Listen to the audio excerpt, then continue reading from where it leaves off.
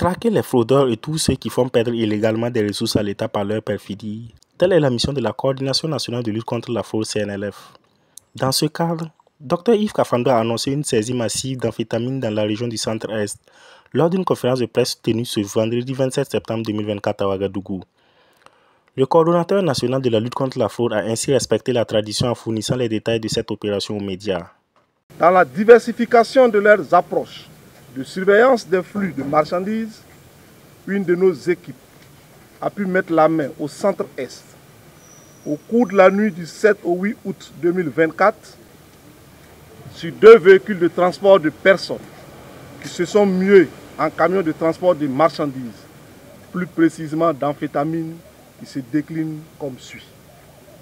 630 000 plaquettes de Gold tablé, 195 000 plaquettes de norfloxacin, 30 000 plaquettes de paracétamol, 36 000 plaquettes de Viagra King Night, 2 000 plaquettes de Tramakine, 40 000 plaquettes de Cipro, soit au total 933 000 plaquettes correspondant à 20 tonnes de produits prohibés, engloutis dans 506 cartons.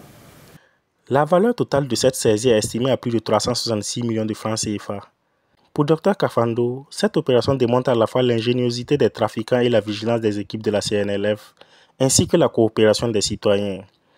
Il a également mis en garde contre les dangers que représentent ces produits pour la santé des consommateurs. Au-delà de la perte sèche pour les caisses de l'État, de la persistance de la concurrence déloyale dans les milieux économiques, si les auteurs avaient réussi leur sale besogne, c'est la santé des éventuels consommateurs de ces produits qui est fondamentalement mise en danger, avec toutes les conséquences dommageables que pourrait entraîner sur la santé des citoyens. En plus de la répression que nous faisons au quotidien, nous voudrions appeler les parents à une éducation citoyenne, alimentaire vis-à-vis de la jeunesse, principal destinataire de ces produits dangereux. La CNLF s'est par ailleurs engagée à renforcer ses actions de sensibilisation et de répression. Dr Yves Kafando a ainsi invité tous les Burkinabés à participer activement à cette lutte contre la fraude et la corruption.